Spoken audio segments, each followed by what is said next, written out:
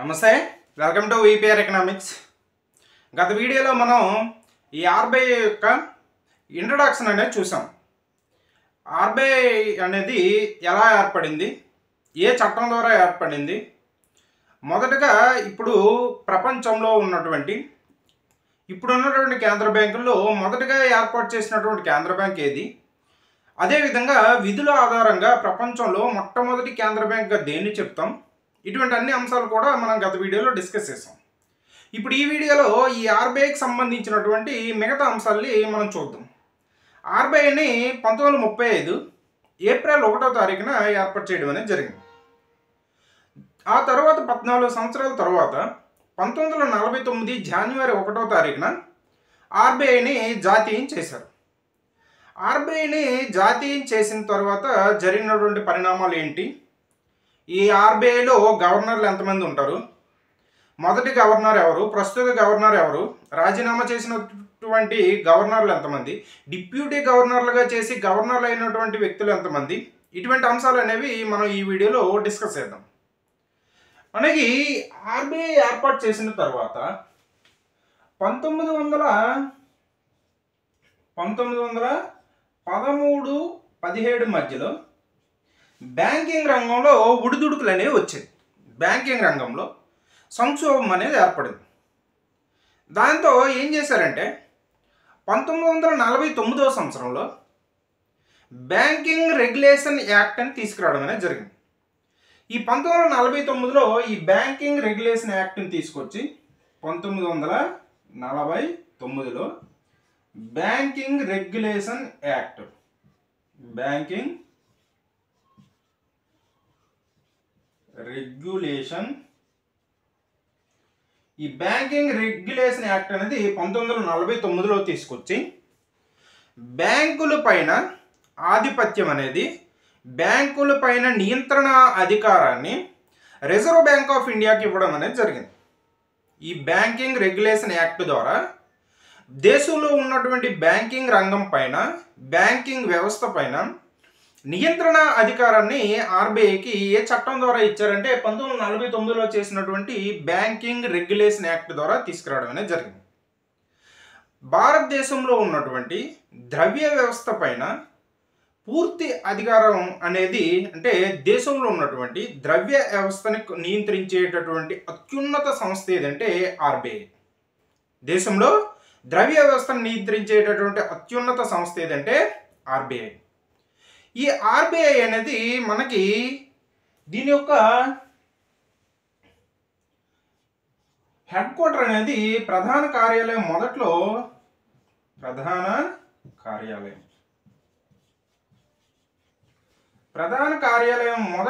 ఎక్కడ ఉండేదంటే కోల్కతాలో ఉండేది. తర్వాత 1937 నుంచి శాశ్వతంగా ముంబైకి తరలించడం అనేది జరిగింది. ముంబైలో దీని యొక్క హెడ్ క్వార్టర్ అనేది ఏర్పాటు చేయడం అనేది జరిగింది. ప్రస్తుతం ఆర్బీఐ యొక్క హెడ్ క్వార్టర్ ప్రధాన కార్యాలయం ఎక్కడ ఉందంటే ముంబైలో ఉంది. మొదటగా ఎక్కడ ఏర్పాటు చేశారో దీని యొక్క ప్రధాన కార్యాలయం అంటే కలకత్తాలో ఏర్పాటు చేయడం అనేది జరిగింది. అయితే ఈ ఆర్బీఐలో రిజర్వ్ బ్యాంక్ ఆఫ్ ఇండియాలో మనకి దీని యొక్క చిహ్నం కానీ చూసుకున్నట్టుగైతే, ఆర్బీఐ యొక్క చిహ్నం కానీ మనం చూసుకున్నట్టుగైతే, ఈ చిహ్నంలో మనకి ఏముంటాయంటే డబుల్ మొహార్ అనేది ఉంటుంది. డబుల్ మొహార్ అంటే ఈ డబుల్ మొహార్ అంటే ఏంటంటే ఒకప్పుడు ఉపయోగించినటువంటి బంగారు నాణ్యం, దాన్ని మొహార్ అని పిలిచాం. అలా డబుల్ మొహార్ అనేది ఉంటుంది. ఈ డబుల్ మొహార్ పైన ఏముంటాయంటే బెంగాల్ టైగర్ అనేది ఉంటుంది. బెంగాల్ టైగర్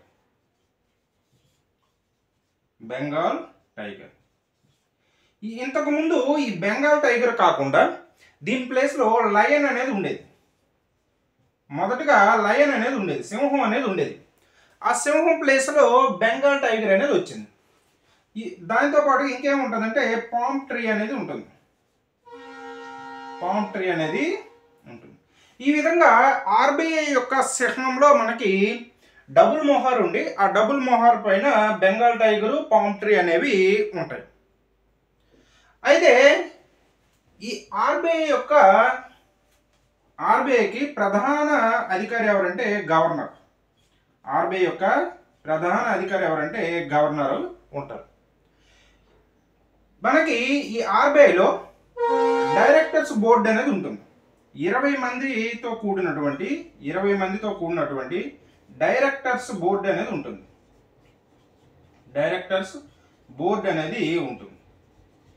ఈ డైరెక్టర్స్ బోర్డు 20 మందిలో ఉన్నటువంటి డైరెక్టర్స్ బోర్డులో ఒకరు గవర్నర్ అనేవారు ఉంటారు. గవర్నరు ఒకరు ఉంటారు. 4 డిప్యూటీ గవర్నర్లు అనేవారు ఉంటారు. డిప్యూటీ గవర్నర్లు 4 డిప్యూటీ గవర్నర్లు ఉంటారు. మిగతా వారు గవర్నర్లుగా ఉండడం, మిగతా వారు ఎగ్జిక్యూటివ్ డైరెక్టర్స్కి ఇలా రకరకాలుగా ఉండడం అనేది జరుగుతుంది.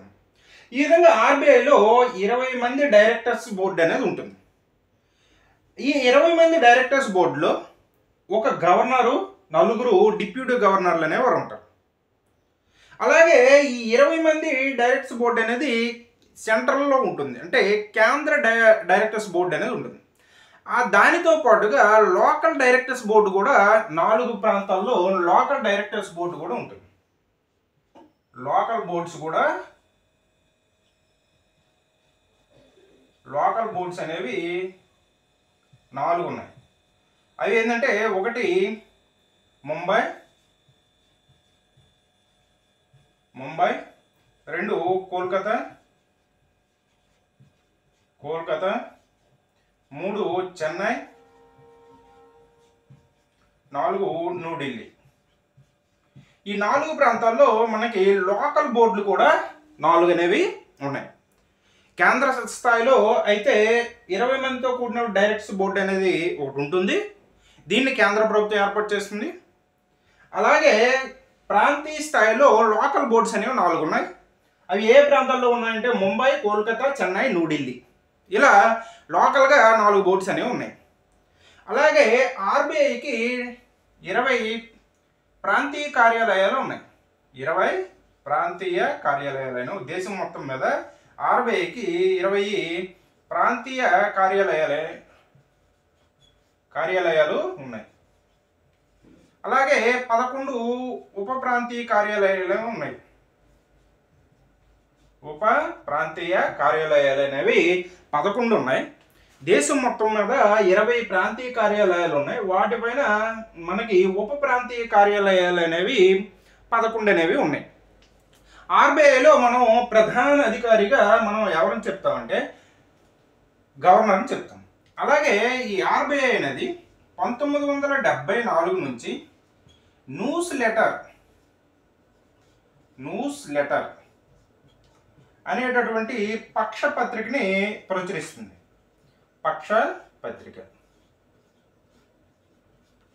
న్యూస్ లెటర్ అనేటటువంటి పక్షపత్రికని ఆర్బీఐ 1974 సంవత్సరం నుంచి ప్రచురించడం అనేది జరిగింది. ఇలా మనకి ఈ ఆర్బీఐ అనేది 20 ప్రాంతీయ కార్యాలయాలు, 11 ఉప కార్యాలయాలు అనేవి ఉన్నాయి. 1974 నుంచి న్యూస్ లెటర్ అనేటటువంటి పక్షపత్రికని ప్రచురిస్తుంది. రిజర్వ్ బ్యాంక్ ఆఫ్ ఇండియాలో ఈ యొక్క ప్రధాన అధికారిని మనం ఏమని పిలుస్తామంటే గవర్నర్ అని పిలుస్తాం. ఈ గవర్నర్ని ఎవరు నియమిస్తారంటే మనకి ఆర్థిక మంత్రి యొక్క సిఫార్సుల మీద మనకి ప్రధానమంత్రి కార్యాలయం అనేది గవర్నర్ని నియమిస్తుంది. ప్రధానమంత్రి పిఎంఓ ఆఫీస్ అంటాం కదా, ప్రధానమంత్రి కార్యాలయం. ఈ ప్రధానమంత్రి కార్యాలయం అనేది గవర్నర్ని ఆర్థిక మంత్రి యొక్క సిఫార్సుల పైన నియమించడం అనేది జరుగుతుంది. ఇలా మనకి మొట్టమొదటి ఆర్బీఐ యొక్క గవర్నర్ ఎవరంటే ఆర్బీఐ మొదటి గవర్నర్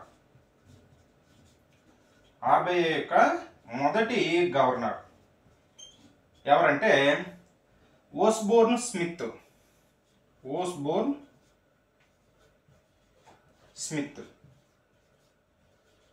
ఈయన 1935 నుండి 37 వరకు గవర్నర్గా పనిచేయడం అనేది జరిగింది. అలాగే ఇతను విదేశీయుడు. భారతదేశానికి చెందినటువంటి భారతీయుడైనటువంటి మొదటి గవర్నర్ ఎవరంటే, మొదటి ఇండియన్ గవర్నర్ ఎవరంటే సిడి దేశ్ముఖ్. సిడి దేశ్ముఖ్ ఈయన మూడవ వ్యక్తి, మూడవ గవర్నర్గా పనిచేశాడు. ఏ సంవత్సరం నుంచి ఏ సంవత్సరం వరకే 1900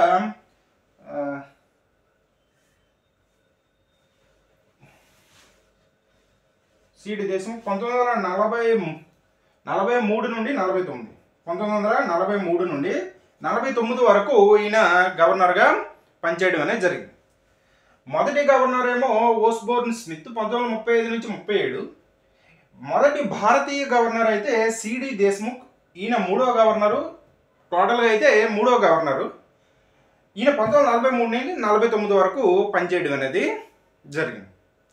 అలాగే ఆంధ్రులు అయితే, ఏపీకి చెందినటువంటి వారైతే మొదటిగా చేసింది వైవి రెడ్డి,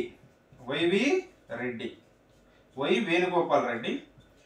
ఈయన 21వ గవర్నర్గా పనిచేశారు. 21వ గవర్నరు ఏ సంవత్సరం నుంచి అంటే 2003 నుండి 2008 వరకు ఈయన పనిచేయడం అనేది జరిగింది.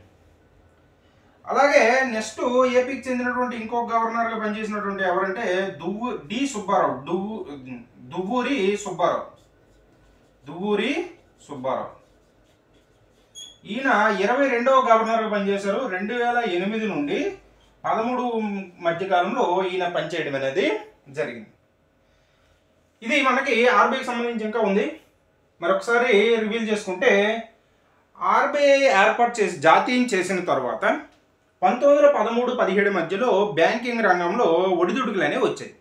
దాంతో బ్యాంకింగ్ రంగం పైన, బ్యాంకింగ్ వ్యవస్థ పైన నియంత్రణ అనేది ఆర్బీఐకి ఇవ్వడం కోసం 1949లో బ్యాంకింగ్ రెగ్యులేషన్ యాక్ట్ తీసుకొచ్చారు. ఈ చట్టం ప్రకారం దేశంలో ఉన్నటువంటి బ్యాంకింగ్ వ్యవస్థ పైన, బ్యాంకింగ్ రంగం పైన నియంత్రణ అధికారాన్ని ఆర్బీఐకి ఇవ్వడం అనేది జరిగింది. ఈ ఆర్బీఐ యొక్క ప్రధాన కార్యాలయం మొదట్లో కోల్కతాలో ఉండేది. తర్వాత 1937 నుండి శాశ్వతంగా ముంబైకి తరలించడం అనేది జరిగింది. ఆర్బీఐ యొక్క చిహ్నంగా మనం చూసుకున్నట్టుగైతే డబుల్ మొహర్ అనేటటువంటి నాణ్యం, వెండి బంగారు నాణ్యం.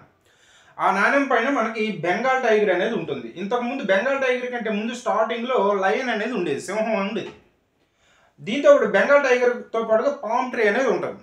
అంటే ఈ బెంగాల్ టైగర్ ఇవి దేనికి తెలియజేస్తాయంటే, ఆర్బీఐ యొక్క స్వతంత్రత కలిగినటువంటి తన యొక్క ఉనికిని ఇవి తెలియజేస్తాయి. ఆర్బీఐ యొక్క ప్రధాన అధికారిని గవర్నర్గా చెప్తాం. కేంద్ర స్థాయిలో 20 మంది డైరెక్టర్స్తో కూడినటువంటి ఒక డైరెక్టర్స్ బోర్డు అనేది ఉంటుంది. ఈ 20 మందిలో ఒక గవర్నరు, 4 డిప్యూటీ గవర్నర్లు ఉండడం అనేది జరుగుతుంది. అలాగే ఈ కేంద్ర సెంట్రల్ డైరెక్టర్స్ బోర్డుతో పాటుగా లోకల్ బోర్డ్స్ కూడా 4 ఉంటాయి. అవి ముంబైలో ఒకటి, కోల్కతాలో ఒకటి, చెన్నై, న్యూఢిల్లీలో, ఇలా ఈ 4 ప్రాంతాల్లో 4 లోకల్ బోర్డ్స్ కూడా ఉన్నాయి.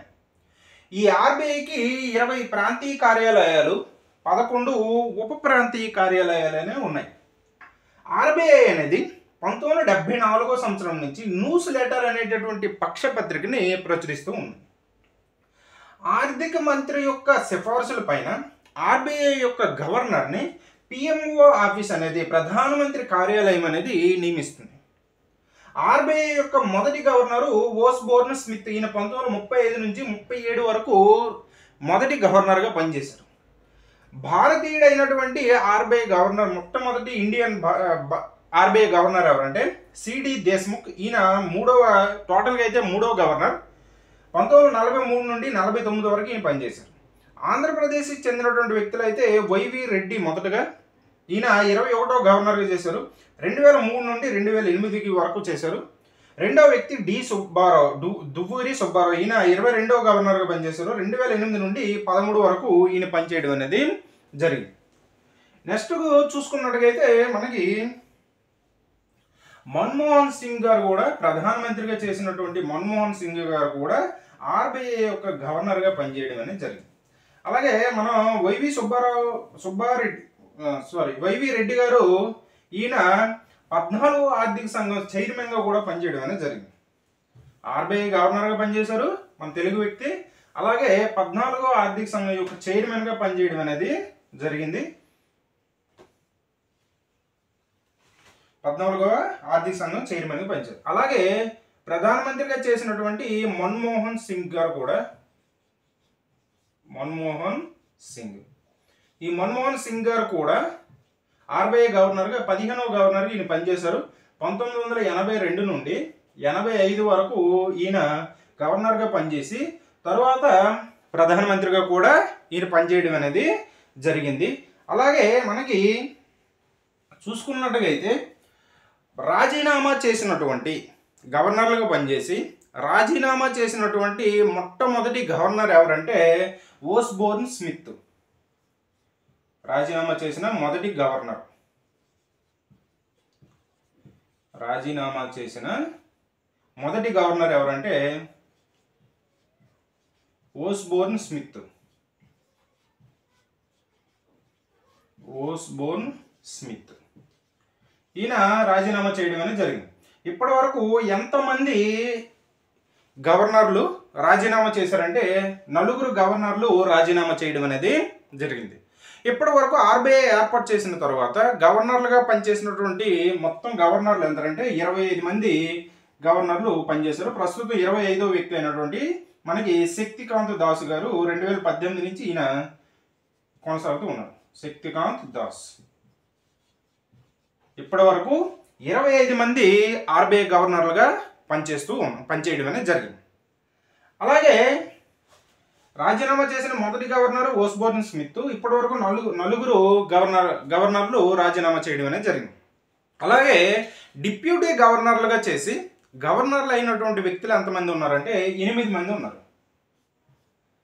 డిప్యూటీ గవర్నర్స్ నుంచి మనకి గవర్నర్లుగా అయినటువంటి వ్యక్తులు ఎంతమంది ఉన్నారంటే 8 మంది ఉన్నారు. వీరిలో మొదటి వ్యక్తి ఎవరంటే మనకి జేమ్స్ టేలర్.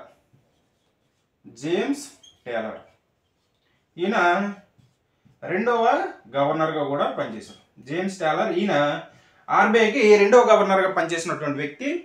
ఆర్బీఐకి డిప్యూటీ గవర్నర్లుగా పనిచేసి గవర్నర్లు అయినటువంటి మొట్టమొదటి వ్యక్తి ఎవరంటే జేమ్స్ టేలర్.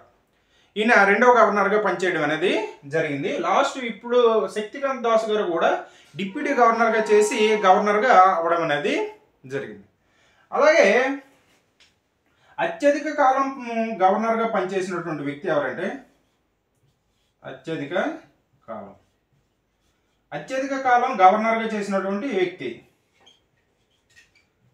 ఎవరంటే బెనగల రామారావు.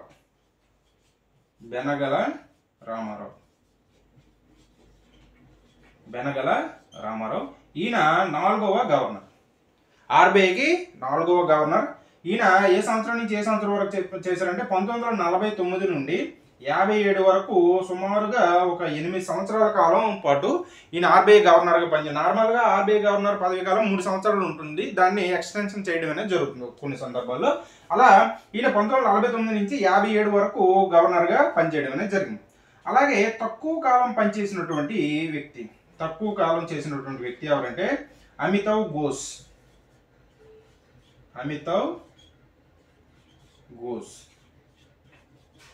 ఈ అమితావ్ ఘోష్ అనే వ్యక్తి 20 రోజులు మాత్రం ఈయన పనిచేశారు. ఏ సంవత్సరం అంటే 1985లో ఈయన చేశారు. ఎన్నో గవర్నర్ అంటే 16వ గవర్నర్. అమితావ్ ఘోష్ ఏమో 16వ గవర్నర్. 1985లో ఈయన గవర్నర్గా పనిచేశారు. 20 రోజులు మాత్రమే పనిచేయడం అనేది జరిగింది. అలాగే ఆర్బీఐ యొక్క అకౌంటింగ్ ఇయర్ కానీ మనం చూసుకున్నట్లయితే ఆర్బీఐ యొక్క అకౌంటింగ్ ఇయర్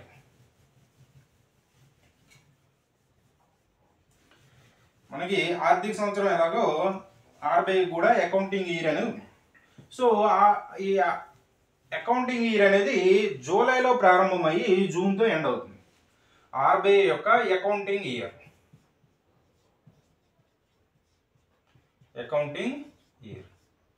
ఈ అకౌంటింగ్ ఇయర్ అనేది జూలైలో స్టార్ట్ అవుతుంది. జూలై టు జూన్, జూలై 1 నుండి జూన్ 30 వరకు ఈ అకౌంటింగ్ ఇయర్ అనేది ఉంటుంది. ఇది మనకి ఆర్బీఐకి సంబంధించినటువంటి ఆర్బీఐ యొక్క సమాచారం అనేది మనం తెలుసుకోవడం అనేది జరిగింది. మన్మోహన్ సింగ్ గారు ప్రధానమంత్రిగా చేసినటువంటి మన్మోహన్ సింగ్ గారు కూడా ఆర్బీఐ యొక్క గవర్నర్గా పనిచేయడం అనేది జరిగింది. ఈయన 15వ గవర్నర్గా 1982-85 మధ్యలో పనిచేశారు. రాజీనామా చేసినటువంటి మొదటి గవర్నర్ ఎవరంటే ఓస్బోర్న్ స్మిత్. ఇప్పటి వరకు ఎంతమంది గవర్నర్లు రాజీనామా చేశారంటే 4 చేశారు. ఇప్పటి వరకు ఆర్బీఐకి గవర్నర్లుగా పనిచేసినటువంటి వ్యక్తులు ఎంతమంది అంటే 25 మంది గవర్నర్లుగా పనిచేయడం అనేది జరిగింది. శక్తికాంత్ దాస్ గారు కూడా మనకి డిప్యూటీ గవర్నర్గా చేసి గవర్నర్ అయినటువంటి వ్యక్తి. ఇప్పటి వరకు డిప్యూటీ గవర్నర్లుగా చేసి గవర్నర్లు అయినటువంటి వ్యక్తులు 8 మంది అనే వాళ్ళు ఉన్నారు. ఇలా మొట్టమొదటిసారిగా డిప్యూటీ గవర్నర్ నుంచి గవర్నర్ అయినటువంటి వ్యక్తి ఎవరంటే జేమ్స్ టేలర్. ఈయన ఆర్బీఐకి 2వ గవర్నర్గా పనిచేయడం అనేది జరిగింది. ఆర్బీఐకి అత్యధిక కాలం గవర్నర్గా పనిచేసినటువంటి వ్యక్తి ఎవరంటే బెనగల రామారావు. ఈయన 4వ గవర్నర్గా పనిచేశారు. 1949 నుంచి 57 మధ్యలో ఈయన పనిచేయడం అనేది జరిగింది. నెక్స్ట్ తక్కువ కాలం పనిచేసినటువంటి వ్యక్తి ఎవరంటే అమితావ్ ఘోష్. ఈయన 20 రోజులు మాత్రమే పనిచేశారు. 1985లో ఈయన గవర్నర్గా పనిచేశారు. 16వ గవర్నర్గా ఈయన పనిచేయడం అనేది జరిగింది. ఇది ఆర్బీఐకి సంబంధించినటువంటి హిస్టరీ అనేది మనం తెలుసుకున్నాం. ఆర్బీఐ యొక్క గవర్నర్లు అనే వాళ్ళు ఉన్నారు. సో అది టేబుల్ ఉంది, అది కూడా మనం తెలుసుకోవాలి. ఎందుకోసం అంటే కింది వాటిలో ఆర్బీఐ గవర్నర్ కాని వాళ్ళు ఎవరు అని అడగవచ్చు, లేదా రాజీనామా చెయ్యని వాళ్ళు ఎవరు అని అడగవచ్చు, లేదంటే డిప్యూటీ గవర్నర్లకి చేసి గవర్నర్లు అవ్వంది ఎవరు అని ఇలాంటివి అడిగేటువంటి అవకాశం ఉంది. కాబట్టి ఆ టేబుల్ కూడా మనం తెలుసుకోవడం అనేది జరుగుతుంది. నెక్స్ట్ వీడియోలో ఆర్బీఐ యొక్క విధులు అనేది స్టార్ట్ చేసుకోవడం అనేది జరుగుతుంది. ఇది మనం ఈ వీడియోలో చెప్పుకున్నటువంటి అంశం. ఈ వీడియో కానీ మీకు నచ్చినట్టయితే లైక్ చేయండి, షేర్ చేయండి, సబ్స్క్రైబ్ చేయండి. Thank you.